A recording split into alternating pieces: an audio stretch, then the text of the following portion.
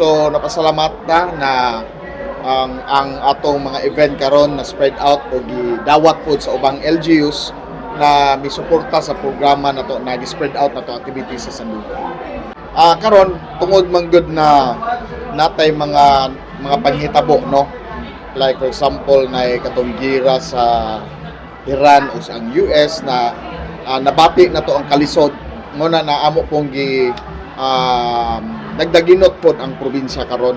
So by next year hopefully na ma-okay na ang tanan, then we will panikamutan namo na napagay mas bigger na mga activities sa Sandugo sa atong lalawigan sa Bohol.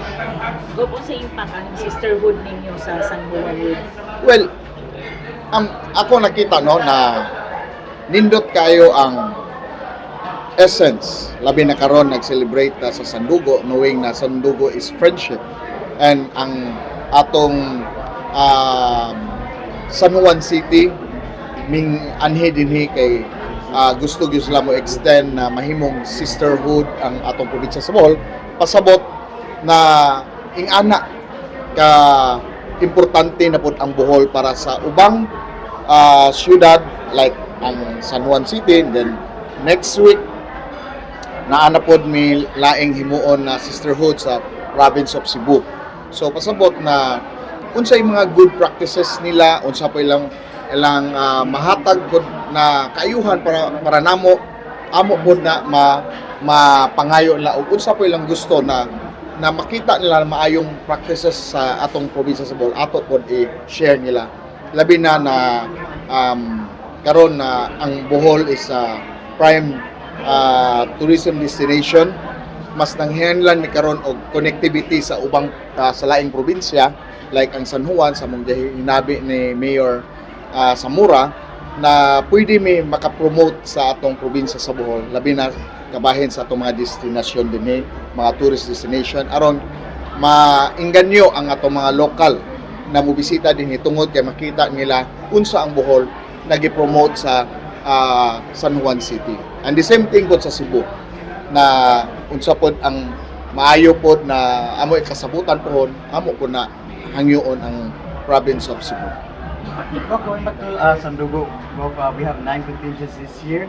Is this Pardon? 9 contingents na karon? Nine, yeah. Is this kanang smaller or bigger? We need a bigger contingents. Last year is 10. Again, tungod kay na sa sitwasyon na nagdaginot ta, amo lang pong dawat ang pilar pod ang miapil, wala mi nang invite karon tungod kay nakasabot mi sa sitwasyon ang kalisod, labi na in spike ang oil prices, so nagdaginot labi na kaning hatag tag executive order na magdaginot ang mga LGU, so ato nasabtan ang tanan. So there's a kanang pang-highlight ng mga sa festivals nga ni-appeal karon, there's a highlight ng mga Bohol nga cultural aspects sa Bohol. Like example katong Asin Tibuok, is featured na naman. So Asin Tibuok, ang among mga cultural na mga dances, unsay among mga sundayag sa atong mga kaigsoon, amo yung gibalik, among gi-revive, amo yung gi-emphasize na kaning klaseng kultura gikan gyud sa Bohol.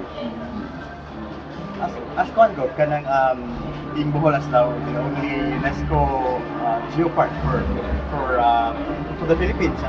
So unsa atong unsay impact ani for unsay impact sa Sandugo para ani? Well, ma-connect lang yapon namo no kay ang Sandugo na-create na tungod for gusto na to na maka-invite ta og more tourists. All the more na naata na UNESCO Global Geopark ang Bohol, mas mapalig-on ang among turismo dinhi sa atong lalawigan sa Bohol. Dako kayo katabang ang geopark. Mo gani na very strict na kami in terms of pag amping sa atong kinayahan kay mo man usa sa mga requirements na ma-maintain nato ang status mo na we're very strict. Kung inyo nakita kung mahisgot na whale shark, lahi ang approach sa Cebu, lahi ang approach sa Bohol, because we want na ma-sustain na mo ang status na mahimong magpabilin na UNESCO Global Geopark ang atong lalawigan sa Bohol.